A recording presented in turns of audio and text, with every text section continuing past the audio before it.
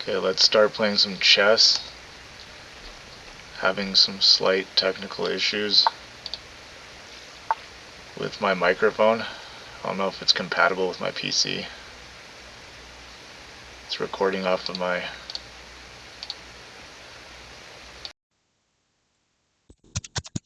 Hello? I don't know if it's recording off of my wireless unit. I think it might be working now. Yeah, it's good.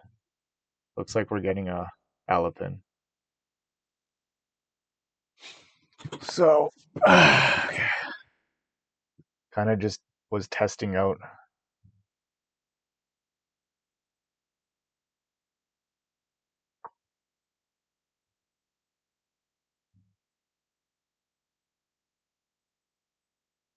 This was gonna work.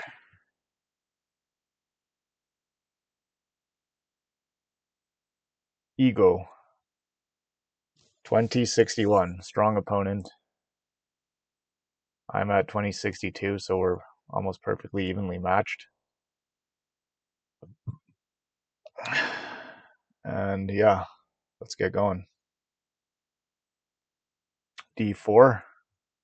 I think not including any of these three moves and going for knight c3 is already inaccurate because it gives my knight the best square on c3. Yeah, I really enjoy these positions with the IQP. There's two possible routes we can bifurcate from right now, and that's playing bishop e2, praying that black takes my knight.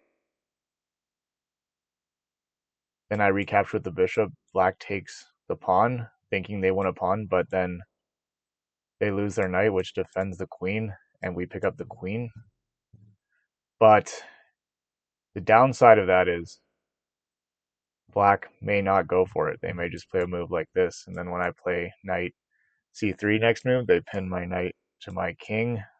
Therefore, the only logical move by process of elimination is knight c3. Immediately hitting the queen, there's no bishop, so black has to decide whether they're going to take my knight. As far as I can remember, that's not a good move. I think black's aiming to castle queenside, so we should clear this c1 square for my rook to exert pressure on black's king if he castles queenside. How can I do that? By playing bishop e3, covering the check, and setting up the threat of d5, forking black's knight and queen. Now, there could be an argument to be made for taking with a pawn here, but I'm not entirely sold on why I need to do that. This is still a threat. And castling queenside, does castling queenside stop it? So here, queen takes, queen takes. It doesn't appear to stop it. I suppose there is knight e5, and then knight f3 hits my king with check, but I do win a queen and a knight because my pawn defends my queen.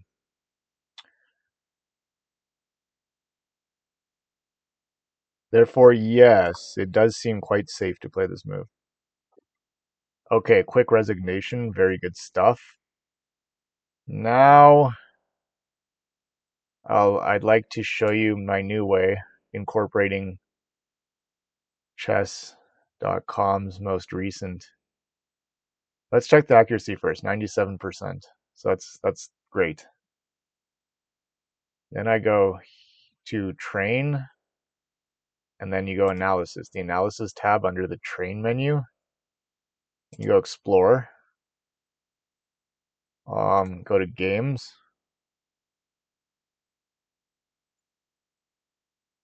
Where are my games? New game history. Click on this, add game, explorer.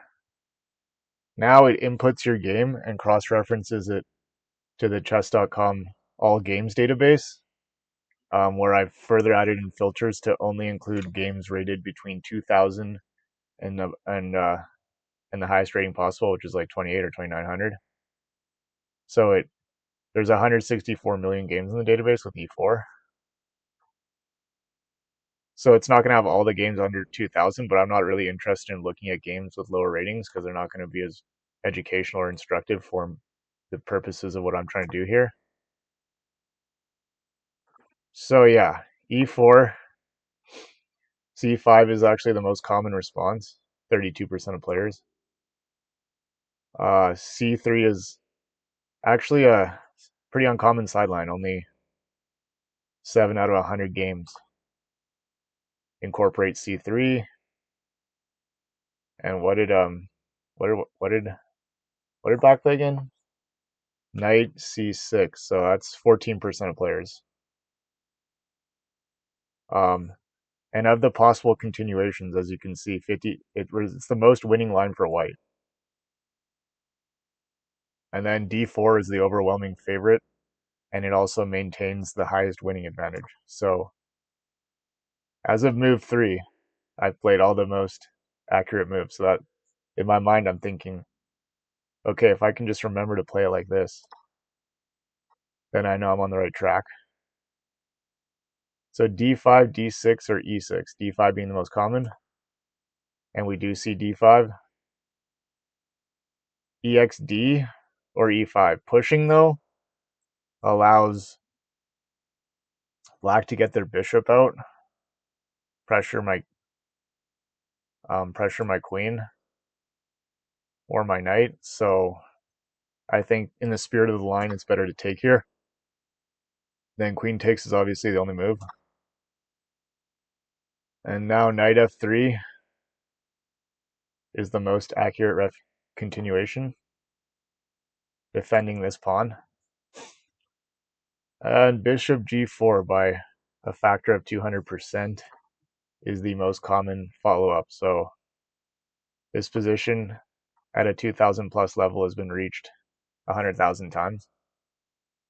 And bishop E2 is the most favorite choice for players to continue here.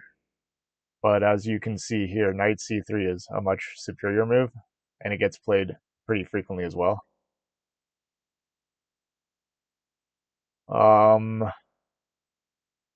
Queen, I think you played queen E6. Queen E6, 7 times out of 100 it's played, and it's the worst continuation for white or black. And then you see which move here. Bishop E3 is by far the most common move by a 3-1 margin, and it gives white wins like 4 times out of 5 with this follow-up. And bishop x f3 is the second most common move. Bishop takes knight. And now this position we've reached in the entire database, there's roughly 49 games. So the reason being that if you get d5 in, which is unstoppable, you're just going to be up a piece on move 10. And you'd have to really botch things. And the only reason people lost is because they castled queenside. And one person wanted to develop their fianchetto their bishop, but it drops this pawn. And that just is not the correct way to handle the position. So short game, but shows you that even at 2050, people can lose in 10 moves from the Alapin. But I actually am looking forward to, we're 2070 now, and I'm looking forward to completely overhauling my opening repertoire because I feel like the Alapin has its limitations and the 4-Night Scotch. And I'm going to explore the Roy Lopez, the Portsmouth Gambit, the Grand Prix Sicilian, and other openings to try to find something that can take me up to 23 or 2400 even. Anyways, thanks for watching. Hope to see you soon.